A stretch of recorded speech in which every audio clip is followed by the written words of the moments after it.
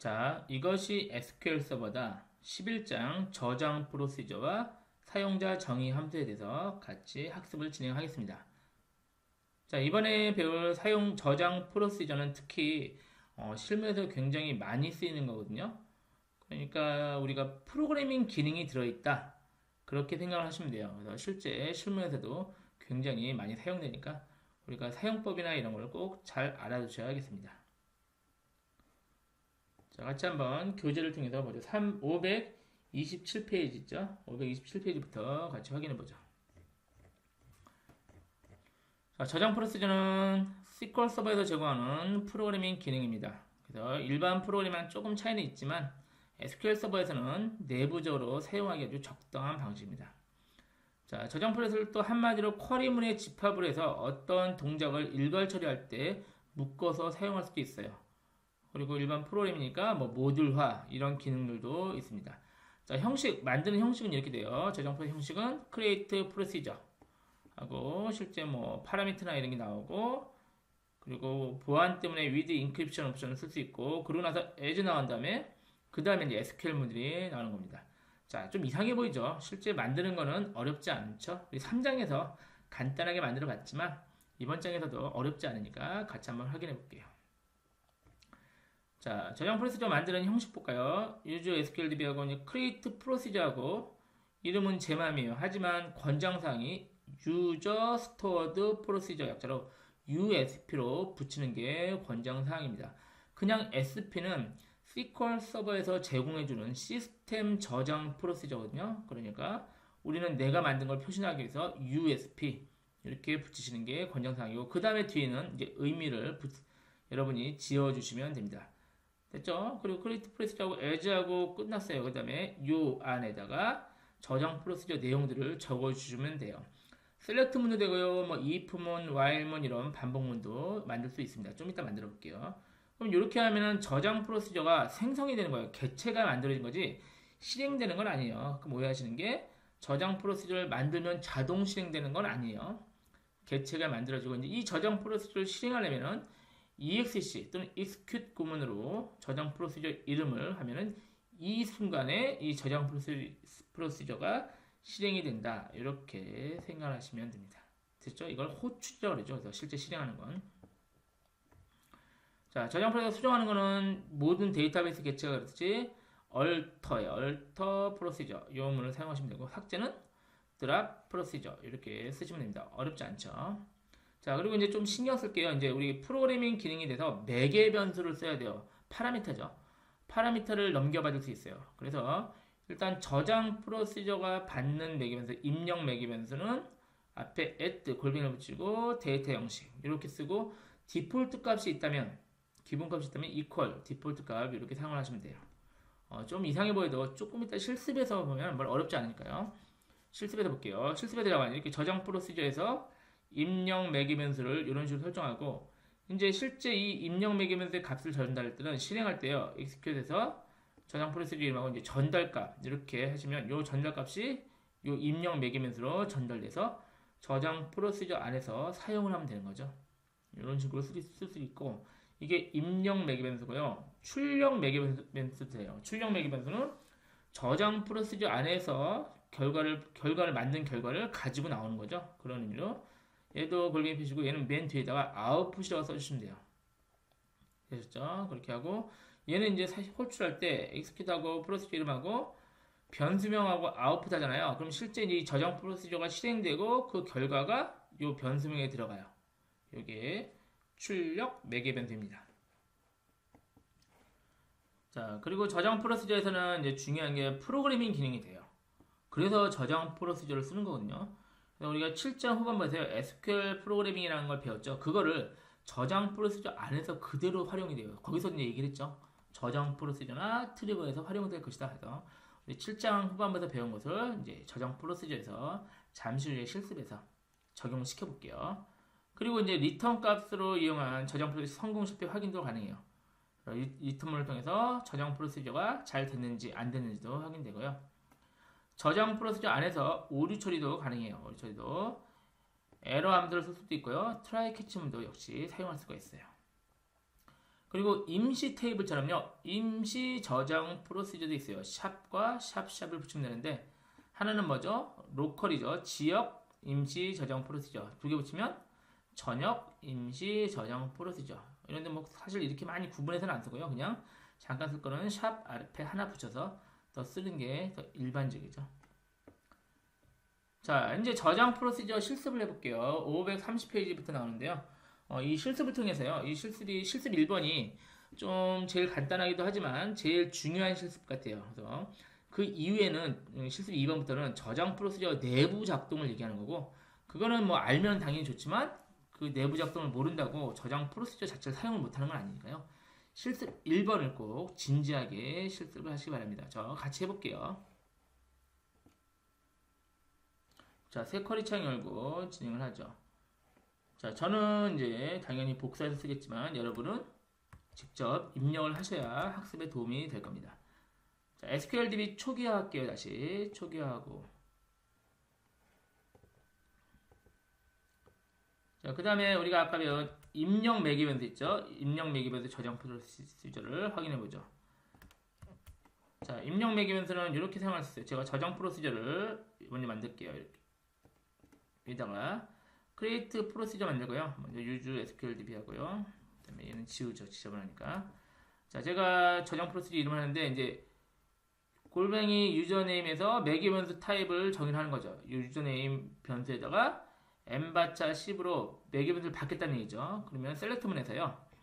셀렉트의 별표 from utable을 하고 where하고 name 이꼴 고정해 놓는 게 아니라 매기변수 받는 것마다 여기다 넣겠다는 얘기죠. 이해되셨죠? 저장 프로시저를 만들고요. 자, 이제 호출해 볼까요? 호출할 때는 어떻게 해요? 이제 여기다가 입력 매기변수 값을 넘기면 요 조관우가 어디로 들어가요? 유저네임이 들어가서 셀렉트 별표 from utable where name equal 조관우 이렇게 되겠죠? 실행하면. 자, 이게 좋은 게 뭐예요? 이것만 바꾸면 돼요. 이것만 이승기 이렇게 바꾸면 이제 늘 다른 게 조회가 되겠죠. 이게 바로 입력 매기변수입니다. 그래서 저장 프로시저는 입력 매기변수를 상당히 많이 활용을 합니다. 자, 입력 매기변수가 두 개가 있을 수도 있어요. 이제 두 개짜리는 이렇게 하시면 되죠. 자, 콤마로 구분하시면 돼요. 제가 이거 따로따로 썼는데 이렇게 해도 관계없어요. 그런데 이제 이렇게 쓰면 좀 더 보기가 좋으니까. 자, 출생연도랑 키를 입력 매기변수로 해서 뭐 셀렉트만 해서 활용했네요. 출생연도가 뭐 이유고 키가 뭐 이상이고 이렇게 만들고 호출할 때는 역시 콤마로 구분해서 호출하면 되겠죠. 호출해서 하면은 1970년 이후에 태어나고 키가 180 이상인 거 이렇게 할 수가 있어요. 근데 이제 제가 만약에 지금 차례가 뭐예요? 출생연도 키 이렇게 돼 있잖아요. 근데 제가 차례를 바꿔서 키 먼저 만약에 호출하고 싶어요. 그러면은 입력 매기변수 이름을 직접 이렇게 써주시면 돼요. 이렇게 바꿔서 하고 싶으면 입력 매기변수 이꼴 값 이렇게 하면은 차례를 바꾸고 싶으면 이렇게 직접 호출. 결과는 똑같아요. 직접 이렇게 호출하셔도 됩니다. 자, 이번엔 디폴트 매기변수 해볼게요. 매기변수 값을 입력을 안 하면 기본값으로 뭘 하고 싶어요. 그러면은 해볼까요? 일단 이런 식으로 하시면 돼요. 아까는 여기까지만 썼죠. 그리고 equal 여기다 써놓는 거예요. 그러면 매기변수가 있으면은 그걸 받아요. 맞고 만약에 매기변수가 없으면은 기본값으로 1970과 1178을 사용하겠다 이런 의미가 됩니다. 그래서 정의하고 호출할 때 매기변수를 안 주면은 이렇게 하고 매기변수 당연히 줘도 돼요. 매기변수는 1960, 170 이런 식으로 넘기셔도 관계가 없고요. 그러면 이 넘긴 값이 들어가고 되셨죠? 이거는 생략할 경우에는 이 디폴트 매기변수 값을 사용한다 이런 의미입니다. 자, 이번에는 출력 매기변수 해볼까요? 아까 지금은 입력 매기변수죠. 얘한테 넘겨받아서 얘도 사용하는 거고 이번에는 이 안에서 결과를 가지고 빼나오는 거 그걸 해보죠. 자, 먼저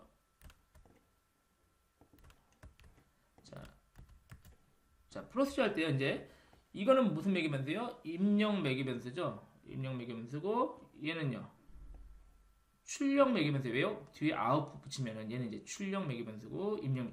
그러니까 얘를 실행할 때는 값을 하나는 넘겨 받아야 돼요. 그죠?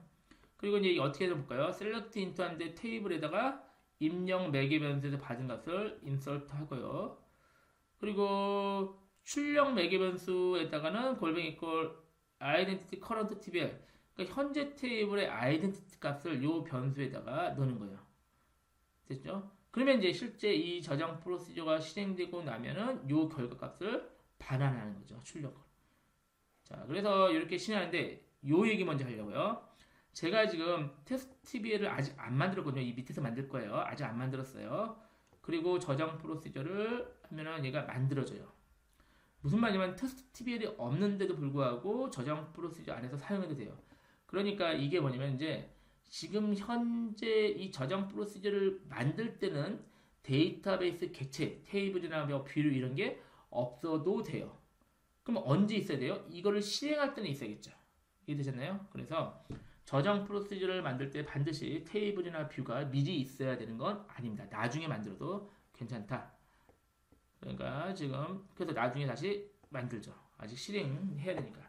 자, 이제 이렇게 해서 지금 만들었고 이제 실행해 볼게요. 실행할 때는 왜냐면 이제 출력 매기면서 써먹으려니까 이런 식으로 실행할게요. 자, 얘네 한꺼번에 실행해야 돼요. 세 줄을.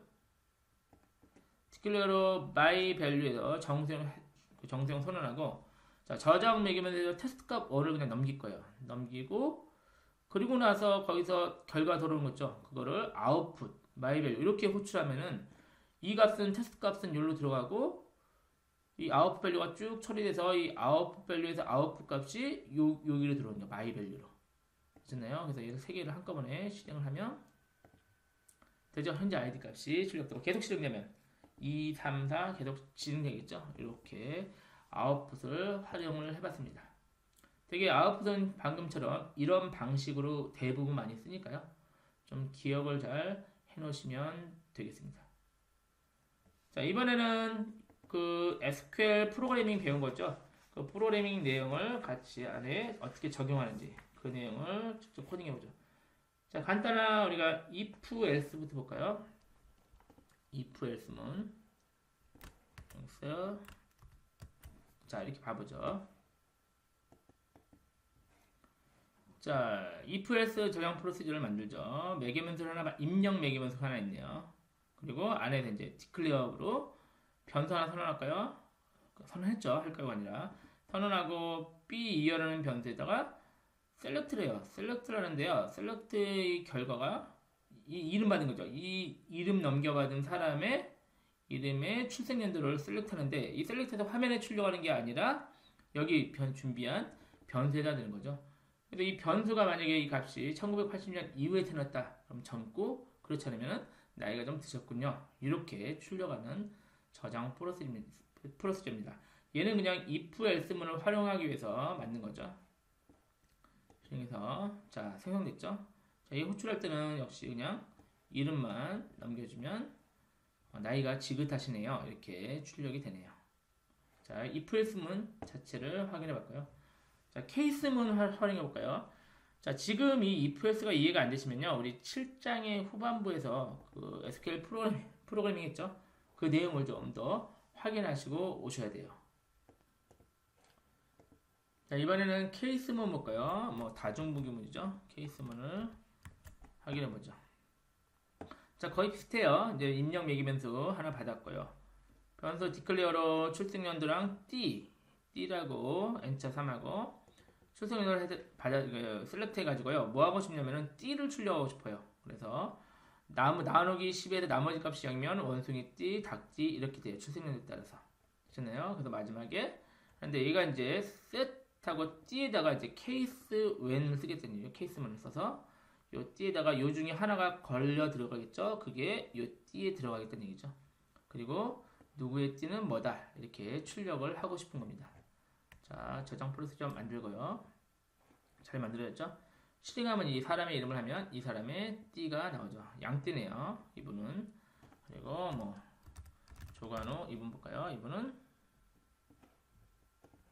뱀띠네요. 이렇게 확인할 수가 있습니다. 자, 이번에는 533페이지 2-3에 있는 while문을 할 건데요. 이 부분 구문은 조금 어려우실 거예요. 어렵지만 그래도 우리 저장 프로시저의 활용 측면이니까요. 한번 살펴볼게요. 자, 제가 뭘 하고 싶냐면요. 지금 고객 테이블 있죠. 지금 이제 테이블 안에 고객 테이블이 있잖아요. 유저 테이블. 유저 테이블에 고객 등급열을 추가를 하고 싶어요.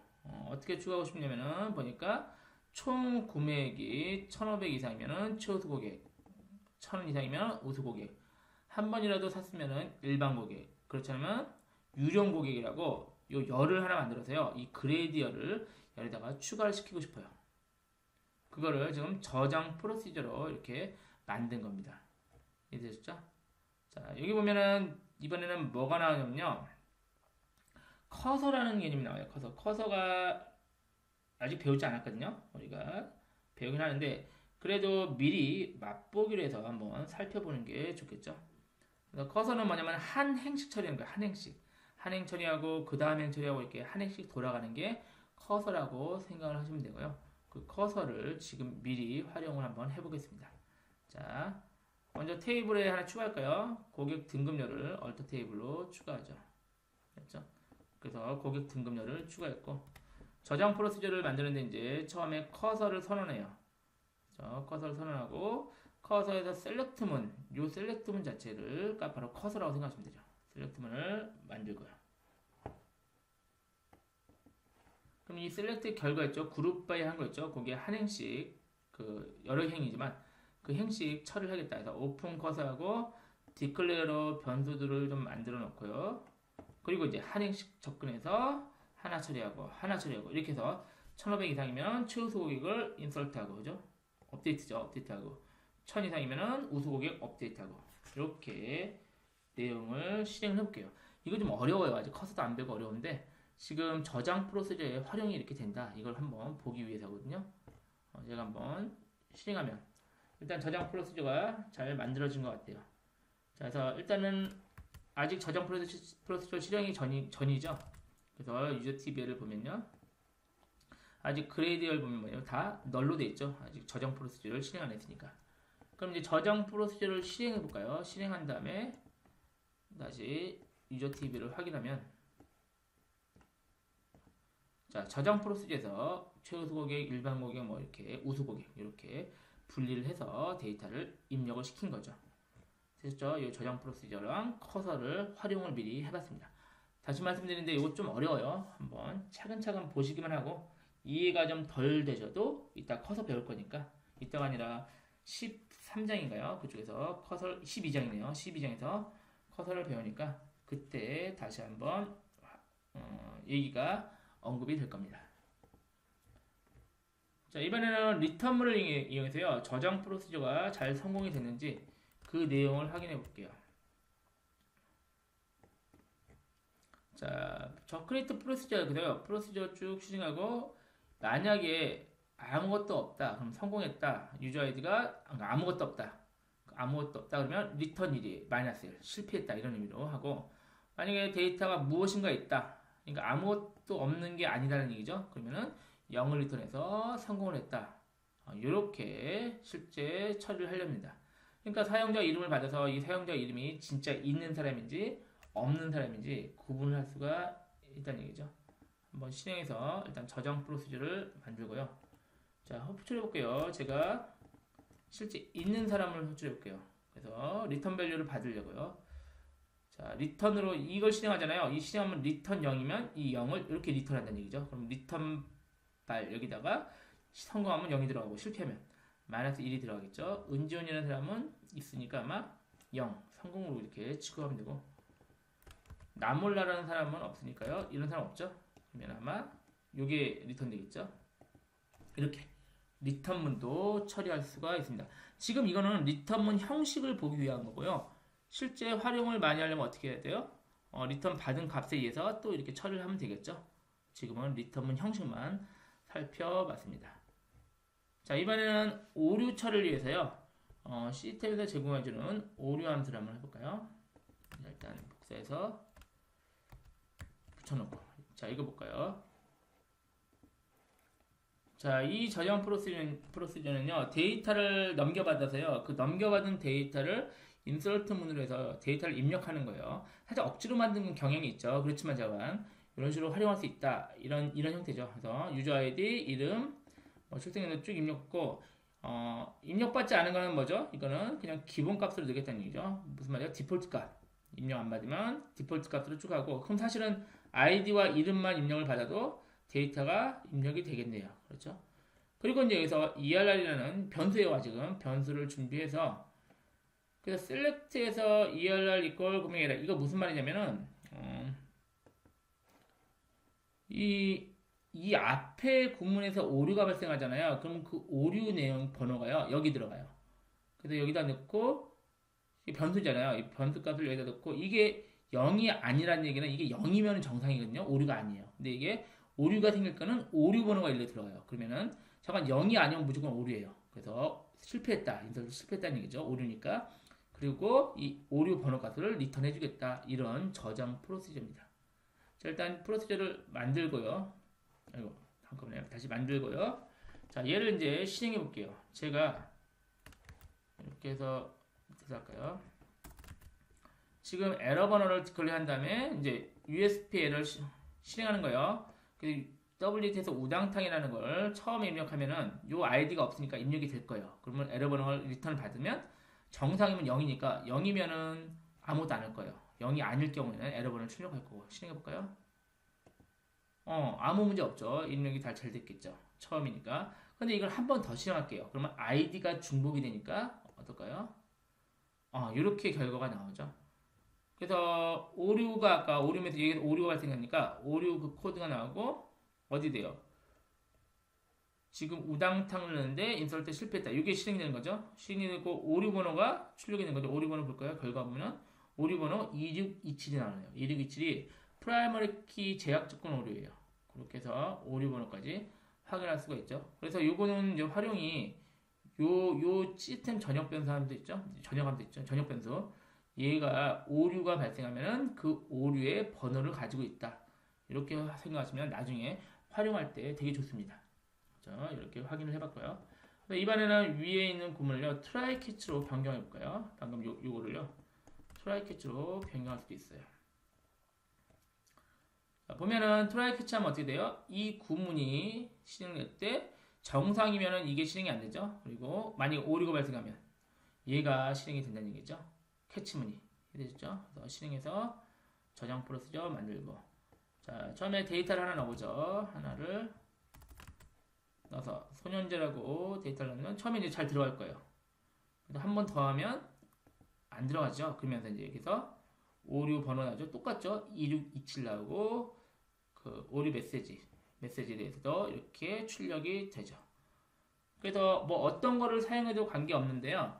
사실은 트라이 캐치를 사용하는 게 더 깔끔해요. 아까 그렇지 않으면 막 오류가 빨간 색깔로 나오고 그러잖아요.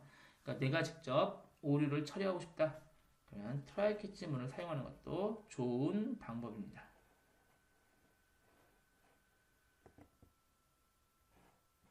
자, 이번에는 우리가 지금까지 만든 저장 프로시저의 이름과 내용이 어떤 거 있는지 한번 확인해 볼게요. 그러면은 sys 오브젝트랑요, sys SQL 모듈 중 카탈로그 뷰를, 그러니까 뷰라 생각하시면 돼요. 시스템 뷰.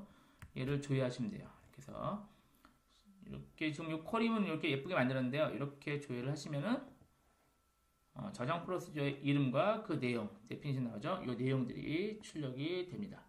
자, 필요하시면요, sp help 텍스트로 활용하셔도 돼요. 이렇게 저장 프로시저 이름을 하나씩 주고,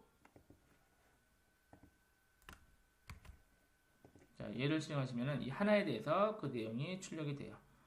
그런데 이게 좀 이렇게 표 형태로 나오죠? 그래서 이럴 때는요, 여기를 텍스트로 결과 표시, 얘를 하고 다시 실행하면은 글자 모양으로 이렇게 출력도 됩니다. 되셨죠? 다시 표 형태로 표시. 이렇게 얘를 클릭하면은 표 형태든 아니면은 그냥 글자 형태든 이렇게 여러분이 골라서 결과를 보실 수가 있고요. 자, 그리고 또 하나 with encryption 옵션을 쓰면요, 저장 프로시저가요 암호화돼서 만들어져요. 예를 들어서 암호화돼서 중요하다 그러면은 아예 with encryption 하면 이 내용 자체가 암호화된다는 얘기죠. 됐죠? 그리고 실행도 똑같이 돼요. 잘 되죠? 그래서 만약에 이름이 뭐 안 나오게끔 하는 거죠. 이런 거 많이 봤죠? 어디서 무슨 뭐 경품 행사 같은 거 할 때 이름이나 아이디 하나만 나오고 뒤에는 이렇게 쭉 생략되는 거, 이런 식으로 표현을 했고, 그러면 이제 소스 코드를 확인하고 싶어요. 그러면은 제가 아까 sp help 텍스트 있죠. 얘로 확인하면은 이제 내용이 안 보이죠. 암호화돼서 안 보인다. 그러면 어떻게 볼까요? 방법 없어요. 이게 지금 여기 열어놨으니까 보이는 거고, 이걸 닫았다가 다시 열면은 이 내용을 알 수 있는 방법은 없습니다. 그러니까 꼭 중요하다면은 얘를 따로 코드를 보관을 해놔야겠죠. 자, 임시 저장 프로시저 볼까요? 자, 뭐였죠? 앞에 샵 표시 붙였죠? 그래서 샵 표시 붙이면은 임시 저장 프로시저입니다. 그리고 얘를 실행하면은 실행되죠? 문제 없어요. 이거 커리처럼 닫잖아요? 그럼 이제 사용 못해요. 왜죠? 임시로 말 그대로 사용하는 거니까. 되죠? 그런데 이제 이렇게 잠깐 사용할 거면은 얘는 이런 거보다는 직접 이렇게 써도 돼요. exe 하고요. 이렇게 sp execute SQL하고 이렇게 쿼리만 써주면은 얘가 잠깐 실행해 볼게요. 얘를. 그럼 얘가 바로 실행되는 거죠. 이렇게. 이 쿼리문이 잠깐 실행되는 거니까 꼭 쓰고 싶다면은 이렇게 쓰는 게 성능상 더 좋기도 하다. 그런데 사실 이거 뭐 성능 문제가 크게 문제 안 되거든요. 일반적으로. 그래서 이렇게 쓰는 게 좀 더 일관적이죠.